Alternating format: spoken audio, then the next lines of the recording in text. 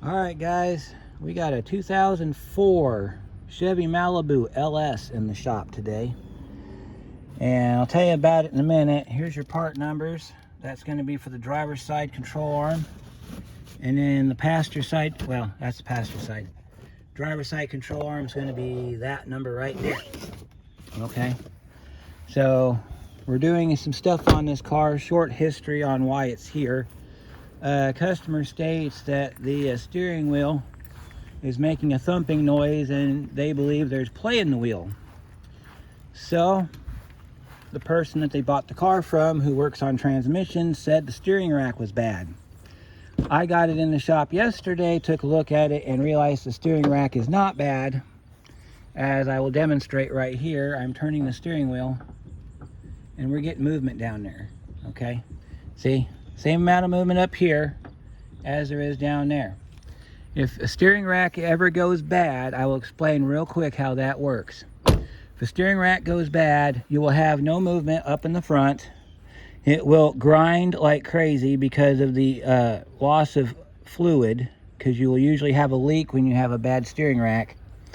And you will feel a thud or a shaking in the steering wheel. It'll be like this while you're going down the road, because you can't keep tension on the wheel, keep the car straight. So all the internal, or the stuff out in the side here, they're going to have the time of their lives.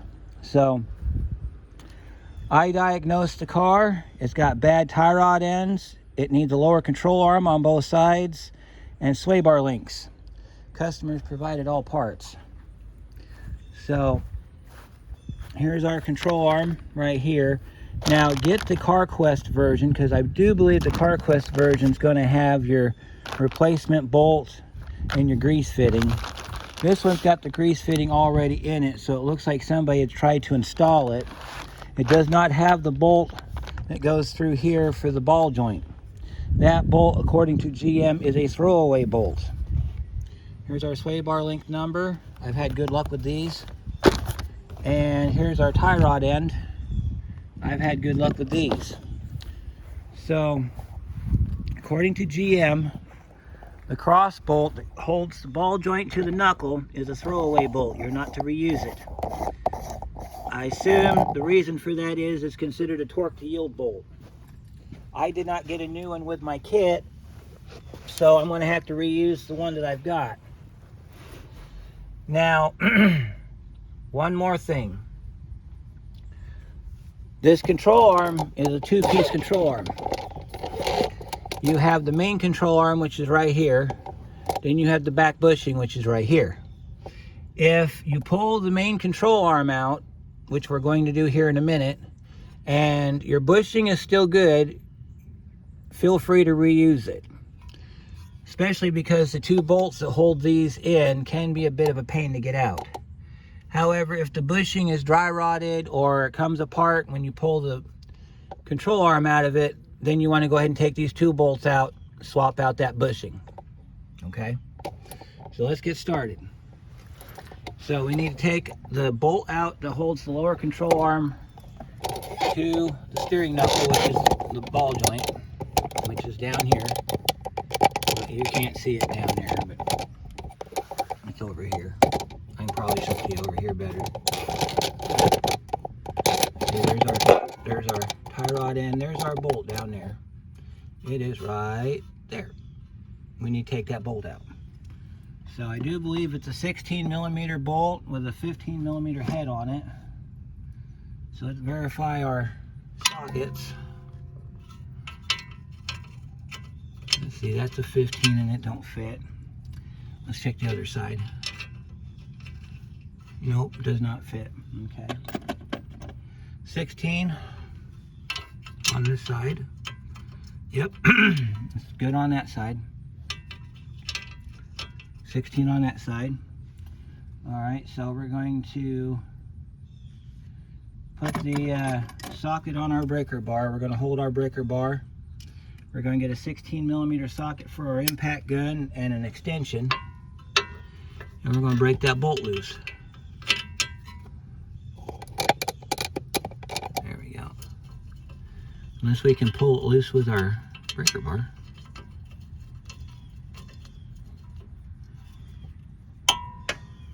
Yeah, well, that was easy.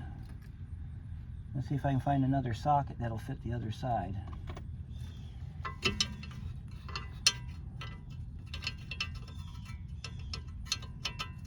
Five-eighths. That works. We can go ahead and break this bolt loose. So if you're wondering, 5/8 is equal to 16 millimeter. I did not know that. So we'll go ahead and we'll get this broke loose.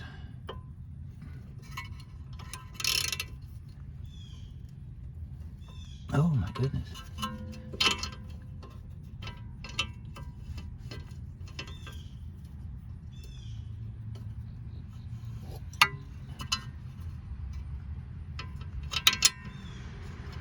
Let's try this then. Since we can get it loose with the breaker bar on this side.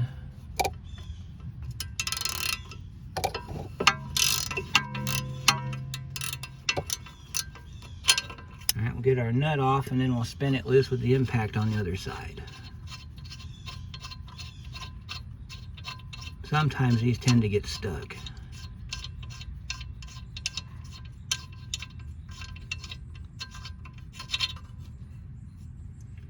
Alright, so I'll go ahead and we'll see if we can pull it loose on this side.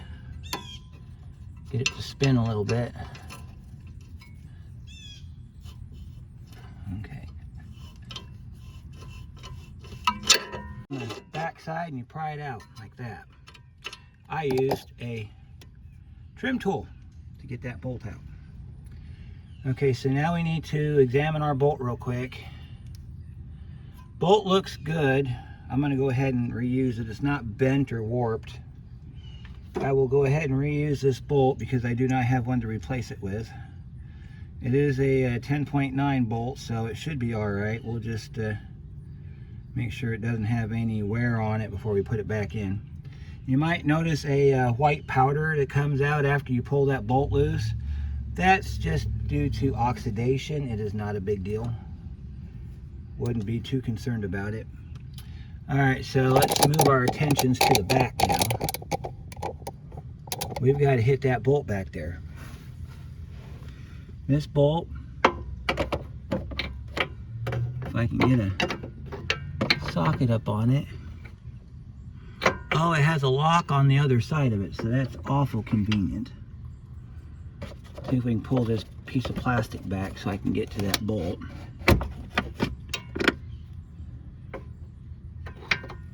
Figure out what size that is. It looks like it's going to be a wrench because it's quite apparent that we can't get a socket down in there. So that's going to be probably an 18 millimeter. My luck. Yep, 18 millimeter. So I'm going to have to go out back to the shed and get my 18 millimeter wrench and we'll break that bolt loose, so I'll be right back. Alright, so we've got an offset 18 right here that we're going to use to break it loose. If I can get it in there. And then once we get it broke loose, then we'll use the stubby 18 to spin it out. We'll go ahead and pull down on that. And go ahead and we'll get this back one too while we're here. This one in the back. We'll get that one too. That one's going to be a smaller one. I think that's going to be the... And it's a 15 millimeter. I think we can get the ratchet on that one. We got to loosen these up so that we can get the ball joint out. Yep, we're going to have to go wrench on this one. Can't use none of our sockets on this job. Let me see. I think I got to pull up on this one too, don't I? No, it goes down. I think it goes down. Got it. We got it. Alright. I got a bunch of grease on my hand from my jack. I don't know where the grease came from, but we'll get rid of it one of these days. Alright, so we'll use our 18 stubby Come back up here to the front, and we'll get this bolt loose.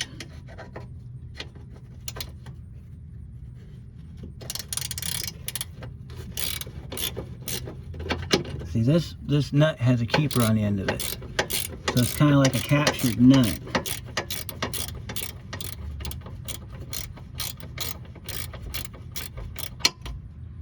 And we'll go ahead and take this nut loose. You don't want to pull it out just yet because we got to get it free from the knuckle first. This nut has an unusual flat spot on it too, which I don't understand how that's possible, but alright, so we're going to let that be there and get our 15 wrench that we just had, and we'll see if we can get this loosened up to where we can spin it by hand. Sorry about all the movement, bumping around, but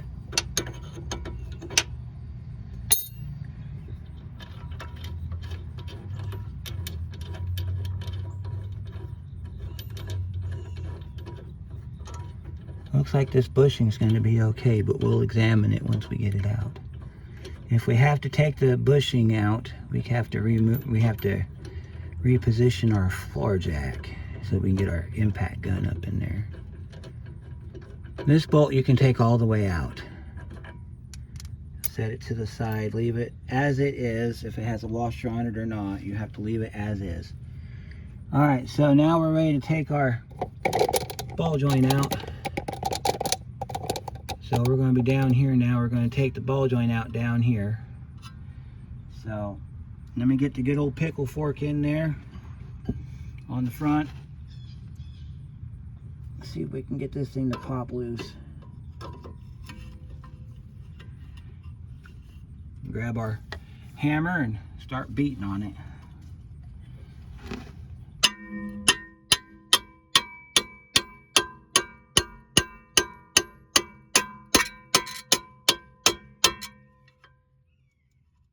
Pry up on it when you can.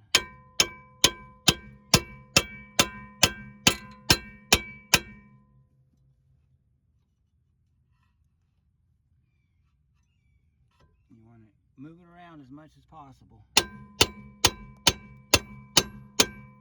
Make sure that your pickle fork goes all the way through.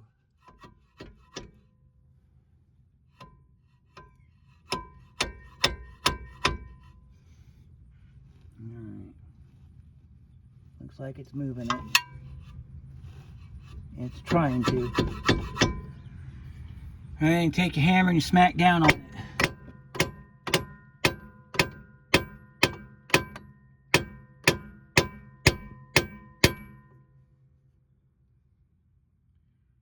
Alright, let's pull our pickle fork out.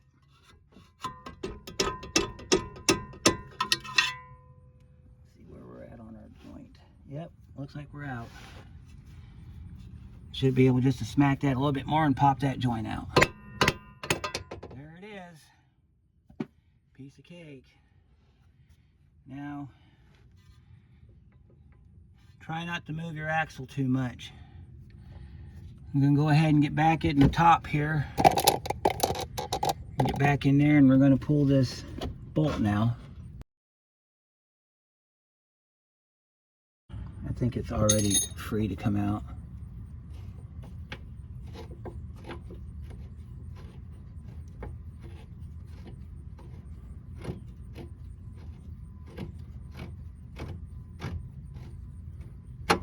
There's your bolt. And that bolt looks a little bit chewed, but I think it'll be all right. All right, so now we gotta figure how we're going to get that bolt out now. It says in service data that we need to pull this forward motor mount to allow the bolt to clear. I don't think we need to though. Yes, we do. We do definitely. We need to pull this forward motor mount right here. So what I need to do is I need to get another jack, put it underneath the oil pan with a 2x4, and then get ready to jack up on it because we got to move this motor mount out of the way to get this bolt freed. And then when we're done, we can put the motor mount back in when we get the other piece in. So let's figure out what size that is. We'll get these two bottom bolts pulled. Those are 15 millimeter, I think.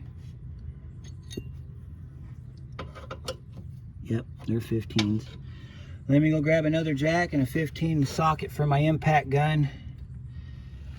We'll go ahead and we'll pull those two mount bolts over here, and we'll get this motor mount moved. Alright, I got the trim piece pulled back so you can see what we're going to do. We got to take those two nuts off, and then we got to take these two bolts out. Alright, so I think those two top bolts are 15s. I've got a 15 right here.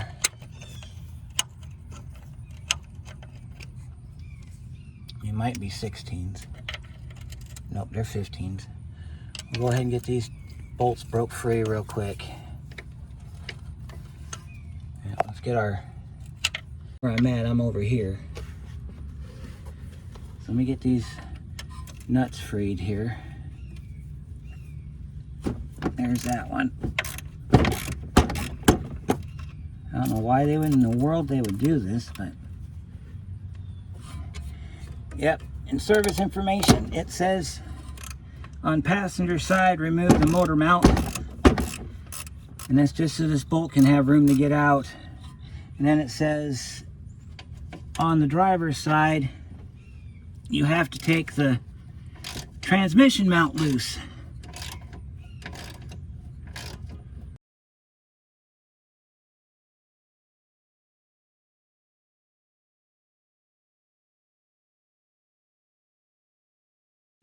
Set that off to the side. You don't want to mix that up with your other bolts. This one comes out pretty easy. Half tempted just to go get my electric ratchet, which I'm going to do, so stand by. Alright, here we go. Let me get this bolt out of here real quick, and then we'll jack the engine up. I don't like using the jack underneath it because it goes to the truck, and it does not work well with others. I do need to buy me a third jack though, which I plan to do eventually. Let's get these bolts up here out of here real quick.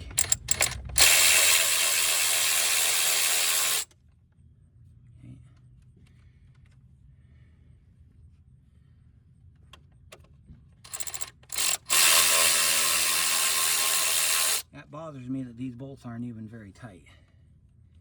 Should have had to break those loose, and I didn't. So we're going to make sure we get those torqued down when we're done. Now I got to jack the engine up and pull this mount out. And then once we do that, we can get that bolt out, and then we can get this control arm off.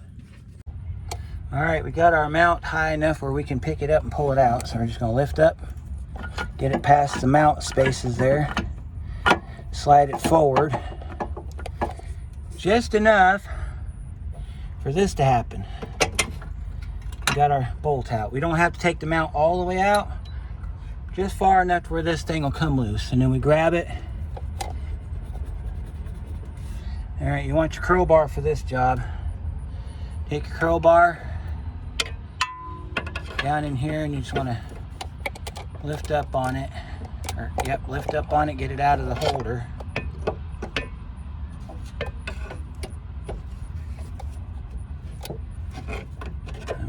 Around. Of course, you'll have much more room than I do because you're not filming. But, you know, if you are filming, then you know what I'm dealing with right now. And then we just walk it out of that back bushing as I bounce you around. So I'm going to stick it to the back, and you'll see it come out of the back bushing. So, once you get it, go ahead and grab it, and you just kind of beating everything up trying to get this thing out of here.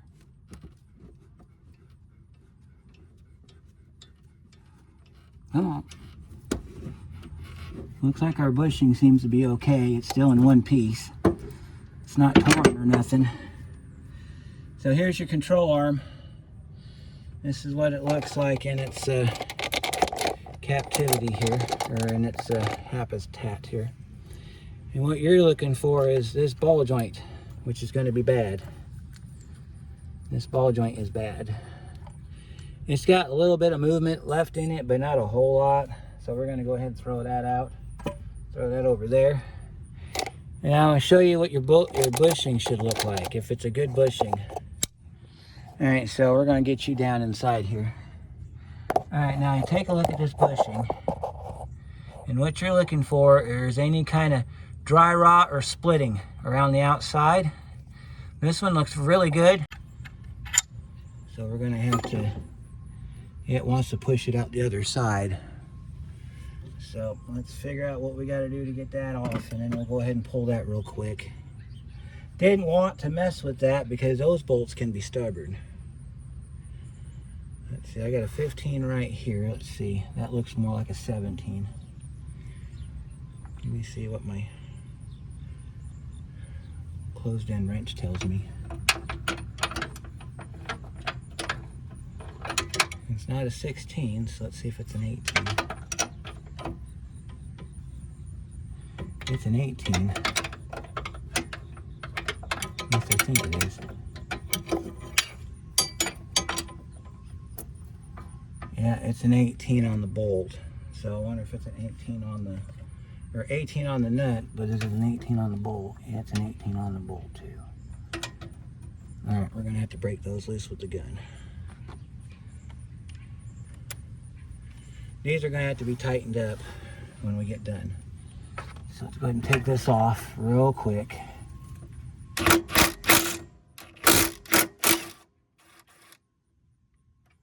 that one. Where's all this grease coming from that's on my gun?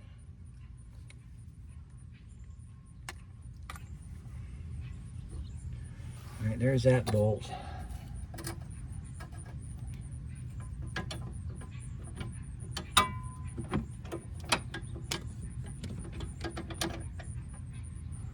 Let's zip that down a little bit so I can get my socket back. Or my wrench back.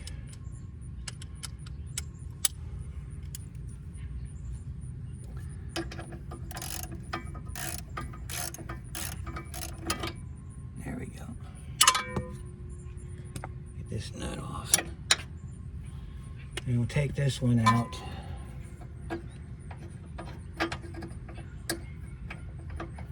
Well, you're learning how to change the back bushing if you ever have to. Wasn't going to go that far on this car, but I guess we will since it's here. So I guess that means we're putting the back bushing on now too.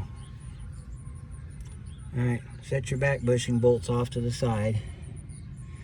Get your wrench back on it. You gotta get this other bolt over here. So you figure out how to get in there.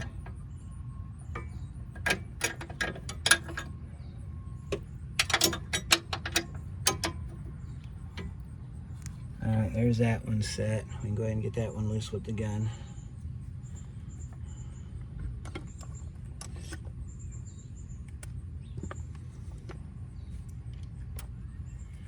And then we'll get that back bushing off.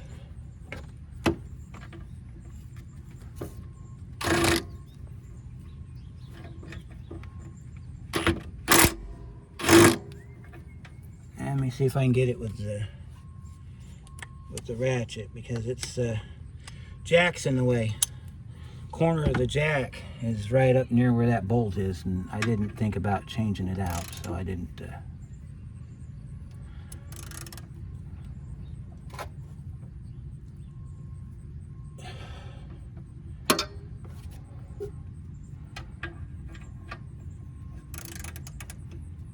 See if I can get that thing to come loose.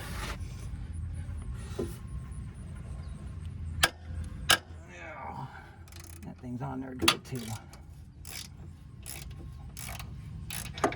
All right, now we'll zip that down with the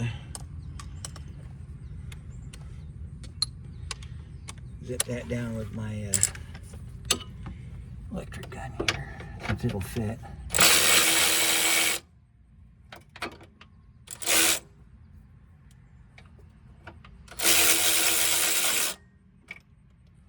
our bolt and our nut. And we can pull that little bushing out now.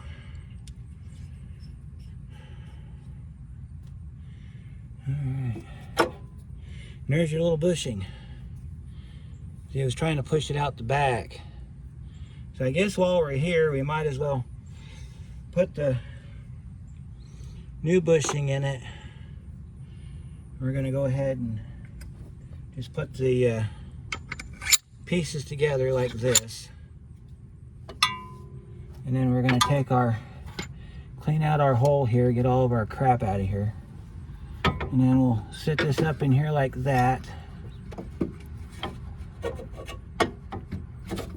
Get it up in there like that. And while we're here, we can go ahead and push our front piece up in.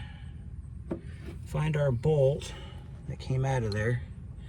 Which this one looks like this. I don't know if this being shaved off has a relevance or not, but set it back down. Let me show you how this bolt goes back in. And then I'll get this set up, and then we'll get ready to finish this part of the job up. Let me see if I can get you in there here. All right, so you got that hole right there. So we're going to slide this back into the hole like that, and then let it rest flat. Then you're going to pick up over here, and you're going to just pick it up like that and send your bolt through like this. And just send your bolt through. And you want to get started on the nut. You'll feel it start, or you can turn it until you see the end of the bolt come out the other side, which is what I'm doing. Let me see if I can feel it. I don't feel it coming out yet, so we might have to get the wrench on it and tighten it up some more. All right, and then you're going to go back here. Don't forget you got a bolt that goes in behind here. You got to put that bolt in. Then put your other bolts down in. Let me get the bolts in this thing real quick, and then we'll continue on. Okay, so I want to show you guys a neat little trick that I do whenever I need to get a nut in a spot where you can't get to real easily. This is what I do. I get my nut and my bolt ready. Okay, so here's my nut and my bolt. All right. Got you zoomed in so you can see it real good. I take my finger and I push it down into the spot where I want it to go, like that. And I push it down and I hold it like that, right? You can see the nut down in there now. Then I take my bolt and I feed it through the bottom.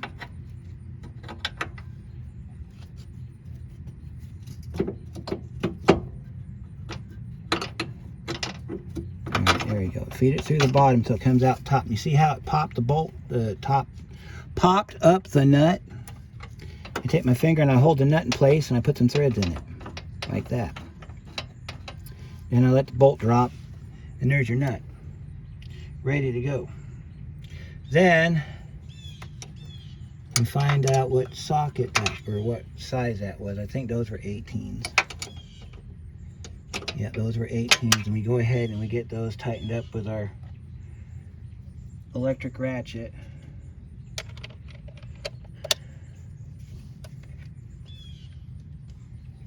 So we'll get our electric ratchet down here on this part.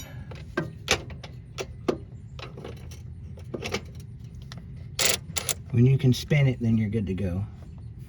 Then you take your wrench and you find a good spot for it to sit. We're probably gonna have to sit it straight ahead, so we'll switch hands here. We'll take our wrench.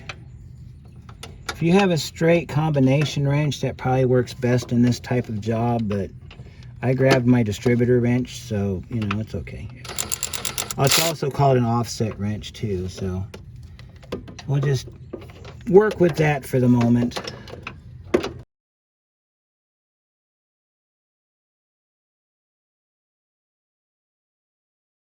You can torque this. I think it torques to 37 foot-pounds plus 90 degrees. which indicates to me whenever you have a degree measurement, these are torque to yield bolts. At least that's been my experience. But service information does not say anything about changing them or replacing them. The only one they say you need to replace is the bolt that goes through into the spindle.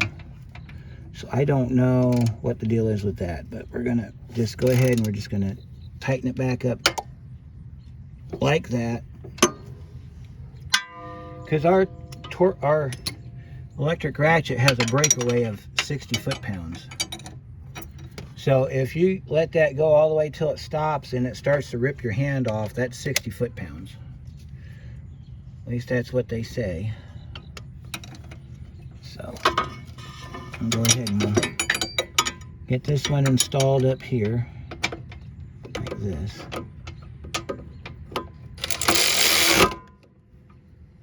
Alright, and we'll go ahead and we'll make sure that one's nice and tight. I already got the bolt in the back, as you can see. Get my impact back on, or my ratchet back on here. And you want to just pull a little bit on it. Alright, we're good and tight there. We can go ahead and take that one loose. We got the front one still loose because this one has to be adjusted at ride height. So what we need to do now is we can throw the ball joint up into the knuckle if we want to, or we can get this motor mount back in position, which I think is what we're going to do next, because we need to get the engine back down on the cradle where it belongs. It wants us to probably put the nuts on first. So we're going to pick the mount up and we're going to put the nuts on first. We're only going to put a few threads on it in case we have to adjust it. Let's see, we want threads sticking out, so let's get our, I think those were 15s. Yeah, they were 15s.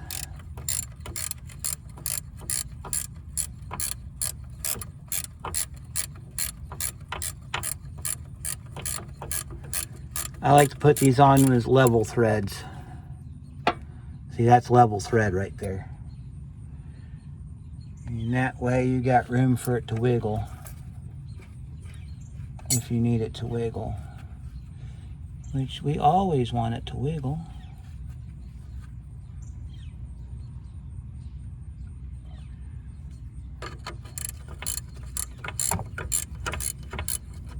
Alright, and then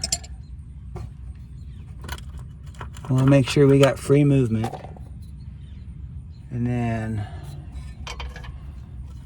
our bolts don't quite match up, so what we're going to do now is we're going to carefully lower the jack down just a little bit, and we want to get our bolts started, and then we'll tighten them up when the jack's all the way off the engine. So this is how this is going to go.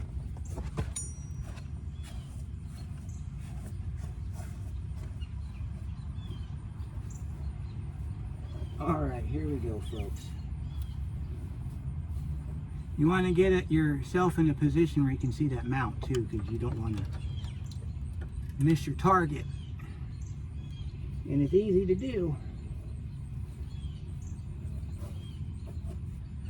Now, if you were to replace this mount, let's say for example you had to, then you would jack this engine up much higher than I did, because then you'd be able to get the mount completely out. But since we don't have to take the mount completely out, we just had to move it to the side. It was not necessary to completely take the mount out. See, because now we got our bolt started there. We got our other bolt in the back here we got to get going. This one back here is going to be a real chore because it looks like it was damaged. So let's see, what size were those? I think those were 15s also. Yep. Now, let's see. I got a 16 right here. Does that fit it? Yeah, that fits it. So, if you have a damaged bolt, carefully, and I do mean this, carefully, with your gun, run your bolt up. And these bolts, I don't know what their torque spec is, but I'd figure they'd be about 50 foot-pounds. But don't quote me on that because I didn't look it up.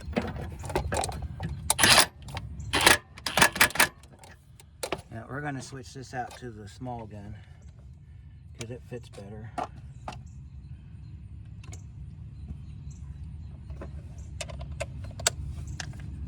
I'll show you how this works.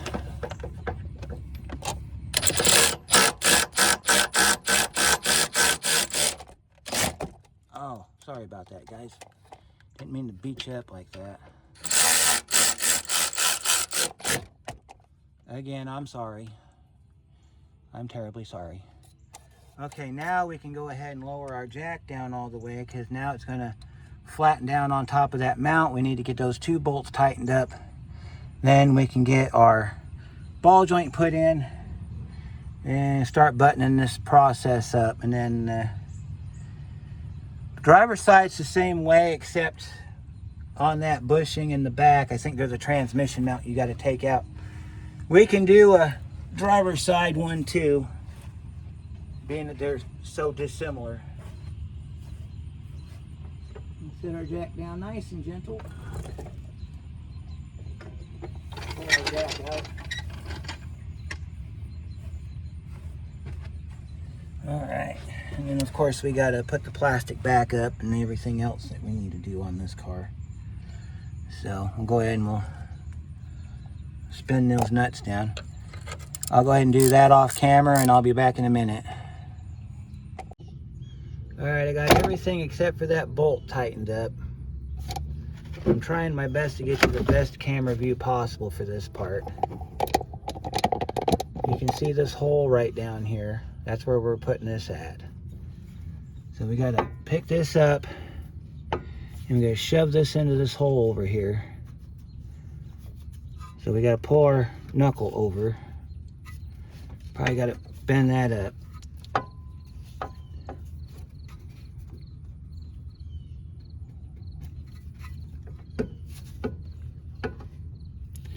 See if I can see down there, because I can't see nothing down there. Probably gonna have to loosen up that back bolt so we got some rotation. Finally, yeah, we're gonna have to. There we go.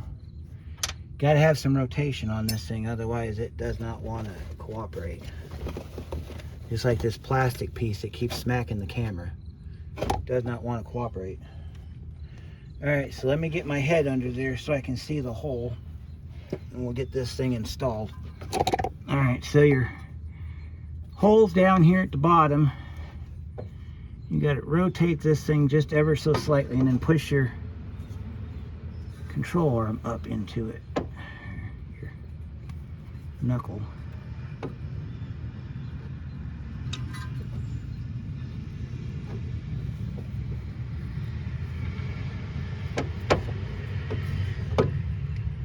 There we go. And you gotta push this back and try to get this thing to go into the hole. I'm gonna have to push this back a little bit.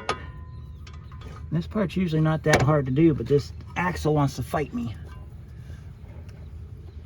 It's not supposed to be this difficult. Because what has happened is the CV boot has come out of the transmission. So I'm going to have to pull the nut off and shove the CV axle back into the transmission.